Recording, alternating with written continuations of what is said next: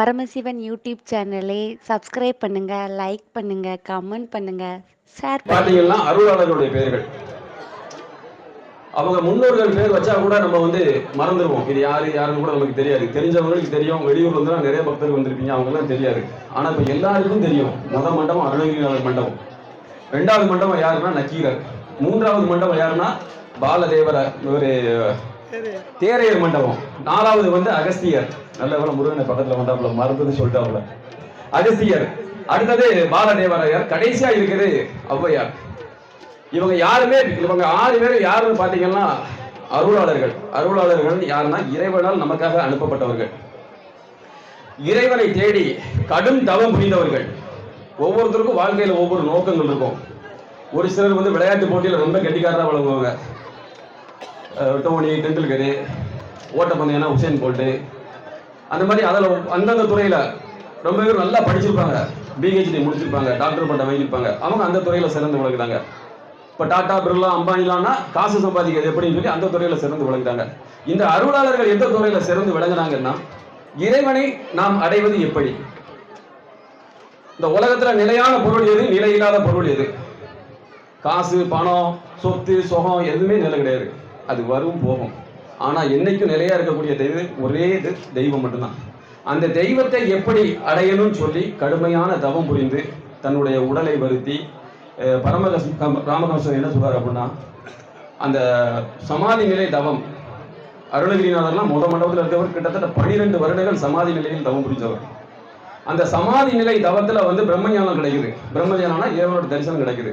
அதுக்கப்புறம் அவங்க இறங்கி வரணும்னு அவசியம் கிடையாது. அவங்க 21 நாள்ல அப்படியே இறைவனோட கலந்துருவாங்க. அவங்க மீண்டும் இறங்கி வராங்கன்னா எதுக்குன்னா, இறைவனோட உத்தரவுப்படி இந்த பூலோகத்தில் இருக்கிற மக்களுக்கு வழிகாட்டுவதற்கு.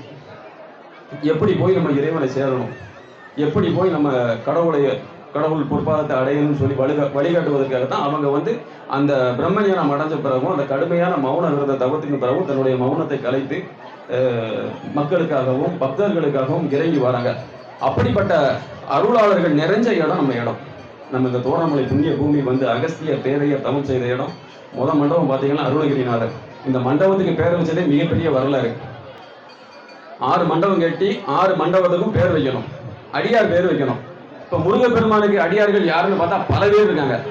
அகஸ்தியர்ல இருந்து ஆரம்பிச்சு, ஏன்னா முத்தமிழுக்கும் கற்றுக் கொடுத்தவர், அகஸ்தியருக்கு கற்றுக் கொடுத்தவர் நம்ம முருகப்பெருமான் தான். அடுத்தது சுட்ட பழம் வேணுமா சுடாத பழம் வேணுமான்னு சொல்லி அவையிட்ட கேள்விக்கு மேல கேட்டவர் முருகப்பெருமான் தான். கண்ணாடி தவம் யாரு? நம்ம வடலூர் வள்ளலார் கண்ணாடி தவம் பண்ணுவாரு. அந்த கண்ணாடி தவத்துல முருகப்பெருமானே காட்சி கொடுக்காரு. கண்ணாடி தவத்துல தீபம் தெரியல, வள்ளி தேவரோட முருகப்பெருமான் காட்சி கொடுக்காரு. அடுத்தால நம்ம குமர குருபவர் சிறுவைகுண்டத்துல பிறந்தவர். 5 வயசு வரைக்கும் ஊமை, வாய் பேச தெரியாது. முருகப்பெருமானே தஞ்சம் சொல்லி திருச்செந்தூருக்கு போயிட்டாரு.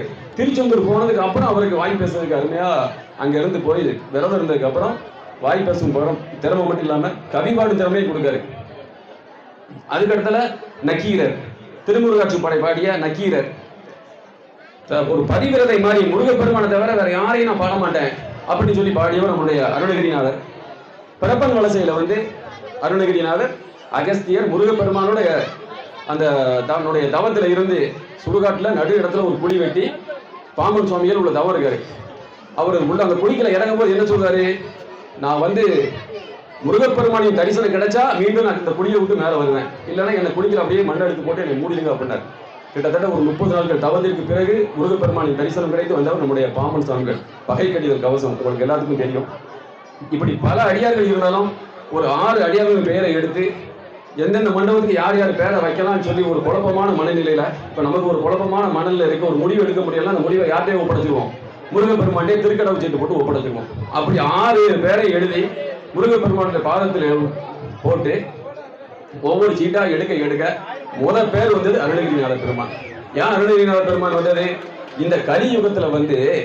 இந்த கலியுகத்துல நம்ம முருகப்பெருமானை போய் நம்ம சென்றடையணும், நம்ம இறைவனோட இறை அனுமதி கிடைக்கணும் அப்படின்னா நமக்கு வழிகாட்டுவதற்கு அருணகிரிநாத பெருமானை தவிர வேற யாரும் கிடையாது. 2வது மண்டபம் நக்கீரர், 3வது மண்டபம் தேரையர், அதுக்கு அடுத்தல அகஸ்தியர், அதுக்கு அடுத்தால பாலதேவரையர், அதுக்கு அடுத்தால ஔவையார். 6 மண்டபங்களுக்கு இப்படி அழகா பேர் வச்சு நம்ம படிக்கட்டுல ஏறி போறது பக்தி மார்க்கம். முருகப்பெருமானை போய் தரிசனம் பண்ணிட்டு வரோம். இந்த 6 மண்டபங்களையும் பற்றி சிந்திச்சுக்கிட்டு போனோம்னா ஞான மார்க்கம். இது நம்ம முருகப்பெருமானை போய் கும்பிட்டுட்டு நம்ம அப்படி வரலாம். இந்த 6 மண்டபத்துல உள்ள அருளாளர்களை பத்தி நம்ம சிந்திச்சோம்னா நம்ம நேரடியா முருகப்பெருமானிட்டே போய் கலக்கலாம். அனைத்து பக்தர்களும்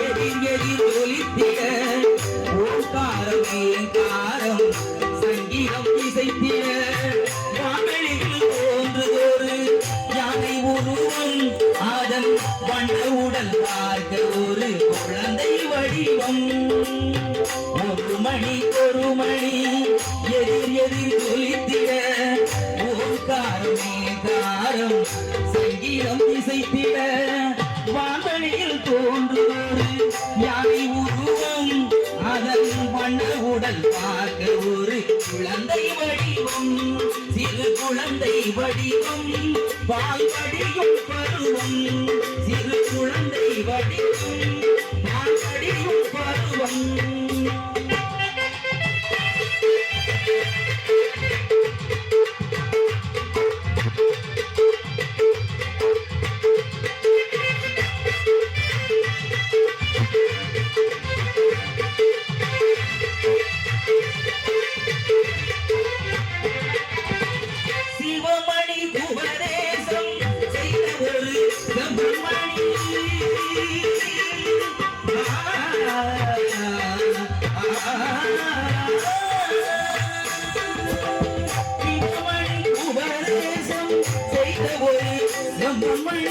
முருகனின் முன்னவன் இவன் தானோ முத்தமிழ் சொன்னவன் இவன் தானோ சிவமணி உபதேசம் செய்த ஒரு செல்வமணி முருகனின் முன்னவன் இவன் தானோ முத்தமிழ் சொன்னவன் இவன் தானோ தீராத மதுரையிலே செங்கோல் செலுத்தி வரும் தேவியவள் மடியிலே வளர்ந்தானோ. தீராத மதுரையிலே செங்கோல் செலுத்தி வரும் தேவியவள் மடியிலே வளர்ந்தானோ. முகம் மலர்ந்தானோ நடை பயின்றானோ. முகம் மலர்ந்தானோ நடை பயின்றானோ. ஒரு மணி எதிர் எதிர் ஒலித்திட ஓர்காரமே காரம் சங்கீதம் இசைத்திட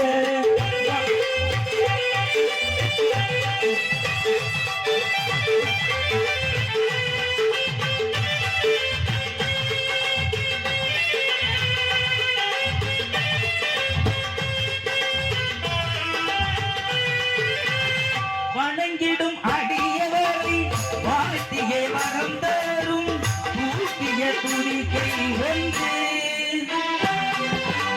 வணங்கிடும் அடியவரை வாழ்த்திய வரமருளும் ஊட்டிய துதிக்கை ஒன்று. வந்தவினை பந்தத்தில் வாட்டத்தை ஓட்டவரும் கேட்டவிழி செவிகள் இரண்டு. வந்தவினை பந்தத்தில் வாட்டத்தை ஓட்டவரும் கேட்டவிழி செவிகள் இரண்டு. பரம்பொருள் அகனமதில் அமைந்தது போலவே பாட்டிடும் விழிகள் மூன்று. பரம்பொருள் அகனமதில் அமைந்தது போலவே பாட்டிடும் விழிகள் மூன்று.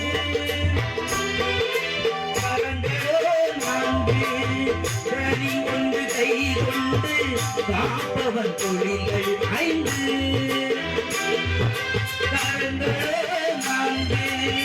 கனி ஒன்று கை கொண்டு காப்பவன் தொழில்கள் 5. கதி சேர வழிகள் என்று அவன் கமல மலர் கால்கள் உண்டு. கதி சேர வழிகள் என்று அவன் கமல மலர் கால்கள் உண்டு.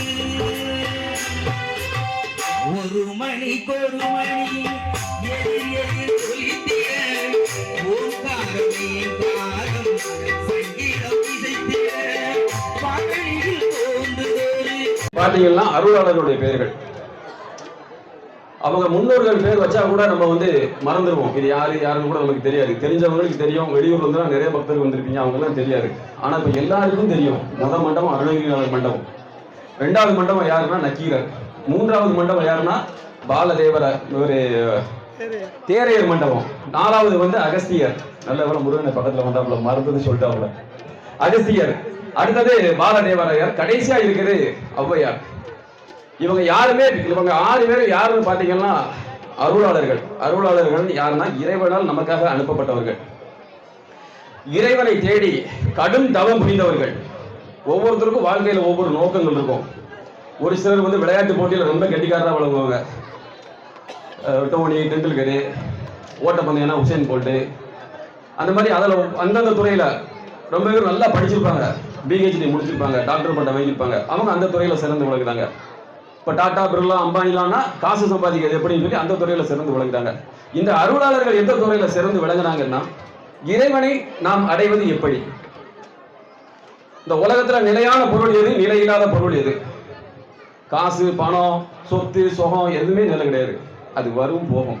ஆனால் என்னைக்கும் நிலையா இருக்கக்கூடிய தெய்வம் ஒரே இது தெய்வம் மட்டும்தான். அந்த தெய்வத்தை எப்படி அடையணும்னு சொல்லி கடுமையான தவம் புரிந்து தன்னுடைய உடலை வருத்தி ராமகிருஷ்ணன் என்ன சொல்றாரு அப்படின்னா, அந்த சமாதி நிலை தவம், அருணகிரிநாதர்லாம் மண்டபத்தில் இருக்கவர் கிட்டத்தட்ட 12 வருடங்கள் சமாதி நிலையில் தவம் புரிஞ்சவர். அந்த சமாதி நிலை தவத்துல வந்து பிரம்மஞானம் கிடைக்குது. பிரம்மஞானம்னா இறைவனோட தரிசனம் கிடைக்குது. அதுக்கப்புறம் வந்து அவங்க இறங்கி வரணும்னு அவசியம் கிடையாது. அவங்க 21 நாள்ல அப்படியே இறைவனோட கலந்துருவாங்க. அவங்க மீண்டும் இறங்கி வராங்கன்னா எதுக்குன்னா, இறைவனோட உத்தரவுப்படி இந்த பூலோகத்தில் இருக்கிற மக்களுக்கு வழிகாட்டுவதற்கு. எப்படி போய் நம்ம இறைவனை சேரணும், எப்படி போய் நம்ம கடவுள் பொற்பாதத்தை அடையணும்னு சொல்லி வழிகாட்டுவதற்காக தான் அவங்க வந்து அந்த பிரம்மஞானம் அடைஞ்ச பிறகும், அந்த கடுமையான மௌன விரத தவத்தின் பிறகும் தன்னுடைய மௌனத்தை கலைத்து மக்களுக்காகவும் பக்தர்களுக்காகவும் இறங்கி வராங்க. அப்படிப்பட்ட அருளாளர்கள் நிறைஞ்ச இடம் நம்ம இடம். நம்ம இந்த தோரணமலை புண்ணிய பூமி வந்து அகஸ்தியர் பேரையர் தவம் செய்த இடம். முதல் மண்டபம் பார்த்தீங்கன்னா அருணகிரிநாதர். இந்த மண்டபத்துக்கு பேர் வச்சதே மிகப்பெரிய வரலாறு. 6 மண்டபம் கட்டி 6 மண்டபத்துக்கும் பேர் வைக்கணும், அடியார் பேர் வைக்கணும். இப்போ முருகப்பெருமானுக்கு அடியார்கள் யாருன்னு பார்த்தா பல பேர் இருக்காங்க. அகஸ்தியர்ல இருந்தா ஆரம்பிச்சு, ஏன்னா முத்தமிழுக்கும் கற்றுக் கொடுத்தவர், அகஸ்தியருக்கு கற்றுக் கொடுத்தவர் நம்ம முருகப்பெருமான் தான். அடுத்தது சுட்ட பழம் வேணுமா சுடாத பழம் வேணுமான்னு சொல்லி அவர்கிட்ட கேள்விக்கு மேல கேட்டவர் முருகப்பெருமான் தான். கண்ணாடி தவம் யாரு, நம்ம வடலூர் வள்ளலார் கண்ணாடி தவம் பண்ணுவாரு. அந்த கண்ணாடி தவத்துல வந்து முருகப்பெருமானே காட்சி கொடுக்காரு. கண்ணாடி தவத்துல தீபம் தெரியல, வள்ளி தேவரோட முருகப்பெருமான் காட்சி கொடுக்காரு. அடுத்தால வந்து நம்ம குமர குருபவர் ஸ்ரீவைகுண்டத்துல பிறந்தவர், 5 வயசு வரைக்கும் ஊமை, வாய் பேச தெரியாது. முருகப்பெருமானே தஞ்சம் சொல்லி திருச்செந்தூருக்கு போயிட்டாரு. திருச்செந்தூர் போனதுக்கு அப்புறம் அவருக்கு வாய் பேசுறதுக்கு அருமையா அங்க இருந்து போய் விரதம் இருந்ததுக்கு அப்புறம் வாய் பேசும் திறமை மட்டும் இல்லாம கவிபாடு திறமையை கொடுக்காரு. அதுக்கடுத்தல நக்கீரர், திருமுருகாட்சி படை பாடிய நக்கீரர், ஒரு பதிவிரதை மாதிரி முருகப்பெருமானை தவிர வேற யாரையும் நான் பாட மாட்டேன் அப்படின்னு சொல்லி பாடியவர் நம்முடைய அருணகிரிநாதர். பிறப்பன் வலசையில வந்து அருணகிரிநாதர், அகஸ்தியர் முருகப்பெருமானோட அந்த தன்னுடைய தவத்துல இருந்து சுடுகாட்டுல நடு இடத்துல ஒரு குழி வெட்டி பாம்பன் சுவாமிகள் உள்ள தவம் இருக்காரு. அவர் உள்ள அந்த குழிக்குள்ள இறங்கும் போது என்ன சொல்றாரு, நான் வந்து முருகப்பெருமானின் தரிசனம் கிடைச்சா மீண்டும் நான் இந்த குழியை விட்டு மேலே வருவேன், இல்லைன்னா என்னை குழிக்குள்ள அப்படியே மண்ணை எடுத்து போட்டு என்னை மூடிடுங்க அப்படின்னாரு. கிட்டத்தட்ட ஒரு 30 நாட்கள் தவத்திற்கு பிறகு முருகப்பெருமானின் தரிசனம் கிடைத்து வந்தவர் நம்முடைய பாம்பன் சுவாமிகள். பகை கடிதல் கவசம் உங்களுக்கு எல்லாத்துக்கும் தெரியும். இப்படி பல அடியார்கள் இருந்தாலும் ஒரு 6 அடியார்கள் பெயரை எடுத்து எந்தெந்த மண்டபத்துக்கு யார் யார் பேரை வைக்கலாம்னு சொல்லி ஒரு குழப்பமான மனநிலையில, இப்போ நமக்கு ஒரு குழப்பமான மனநிலை இருக்க, ஒரு முடிவு எடுக்க முடியல, அந்த முடிவை யார்ட்டையும் ஒப்படைச்சிருவோம், முருகப்பெருமான்டே திருக்கடவு சீட்டு போட்டு ஒப்படைச்சிருவோம். அப்படி 6 பேரை எழுதி முருகப்பெருமானுடைய பாதத்தில் போட்டு ஒவ்வொரு சீட்டா எடுக்க எடுக்க முதல் பேர் வந்தது அருணகிரிநாத பெருமான். ஏன் அருணகிரிநாத பெருமான் வந்தது, இந்த கலியுகத்துல வந்து இந்த கலியுகத்துல நம்ம முருகப்பெருமானை போய் நம்ம சென்றடையணும், நம்ம இறைவனோட இறை அனுபூதி கிடைக்கணும் அப்படின்னா நமக்கு வழிகாட்டுவதற்கு அருணகிரிநாத தவிர பெருமானை தவிர வேற யாரும் கிடையாது. 2வது மண்டபம் நக்கீரர், 3வது மண்டபம் தேரையர், அதுக்கு அடுத்தல அகஸ்தியர், அதுக்கு அடுத்தல பாலதேவரையர், அதுக்கு அடுத்தல ஔவையார். 6 மண்டபங்களுக்கு இப்படி அழகா பேர் வச்சு நம்ம படிக்கட்டுல ஏறி போறது பக்தி மார்க்கம். முருகப்பெருமானை போய் தரிசனம் பண்ணிட்டு வரோம். இந்த 6 மண்டபங்களையும் பற்றி சிந்திச்சுக்கிட்டு போனோம்னா ஞான மார்க்கம். இது நம்ம முருகப்பெருமானை போய் கும்பிட்டுட்டு நம்ம அப்படி வரலாம். இந்த 6 மண்டபத்தில் உள்ள அருளாளர்களை பத்தி நம்ம சிந்திச்சோம்னா நம்ம நேரடியாக முருகப்பெருமானிட்டே போய் கலக்கலாம். அனைத்து பக்தர்களும் எதிர் எதிர் ஒலித்திட ஓங்காரம் ஏங்காரம் சங்கீதம் இசைத்திட வானளில் தோன்றுதொரு யானை உருவம் அதன் வண்ண உடல் பார்க்க ஒரு குழந்தை வடிவம் ஒரு மணி எதிர் எதிர் ஒலித்திட ஓங்காரம் ஏங்காரம் சங்கீதம் இசைத்திட வானளில் தோன்றுதொரு யானை உருவம் அதன் வண்ண உடல் பார்க்க ஒரு குழந்தை வடிவம் சிறு குழந்தை வடிவம் பால் படியும் பருவம் சிறு குழந்தை வடிவம் பால் படியும் பருவம்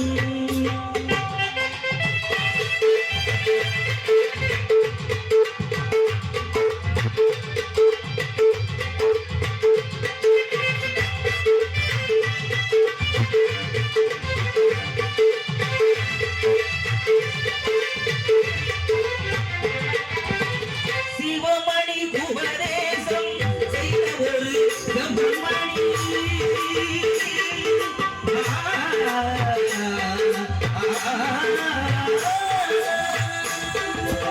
சிவமணி உபதேசம் செய்த ஒரு செம்மணி முருகனின் முன்னவன் இவன் தானோ முத்தமிழ் சொன்னவன் இவன் தானோ சிவமணி உபதேசம் செய்த ஒரு செம்மணி முருகனின் முன்னவன் இவன் தானோ முத்தமிழ் சொன்னவன் இவன் தானோ தீராத மதுரையிலே செங்கோல் செலுத்தி வரும் தேவியவள் மடியிலே வளர்ந்தானோ தீராத மதுரையிலே செங்கோல் செலுத்தி வரும் தேவியவள் மடியிலே வளர்ந்தானோ முகம் மலர்ந்தானோ நடை பழித்தானோ முகம் மலர்ந்தானோ நடை பழித்தானோ ஒரு மணி எதிர் எதிர் ஒலித்திட ஓங்காரமே காரம் சங்கீதம் இசைத்திட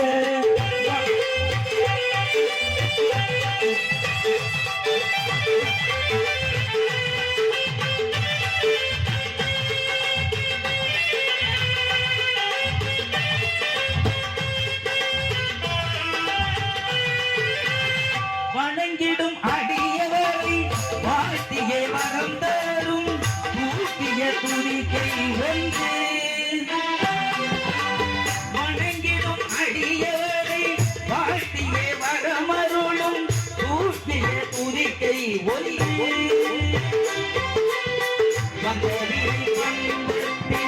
வாட்டத்தை ஓட்டவரும் கேட்டவிழி செவிகள் இரண்டு வந்தவிழி வந்தத்தில் வாட்டத்தை ஓட்டவரும் கேட்டவிழி செவிகள் இரண்டு பரம்பொருள் அகனமதில் அமைந்தது போலவே வாட்டிடும் விழிகள் மூன்று பரம்பொருள் அகனமதில் அமைந்தது போலவே வாட்டிடும் விழிகள் மூன்று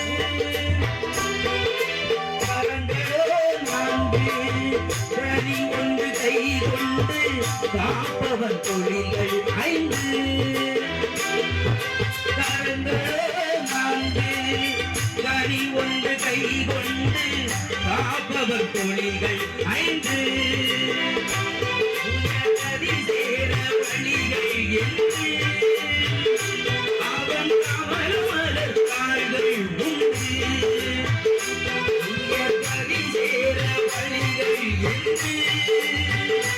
அவன் கமலமலர் தாள்கள் உண்டு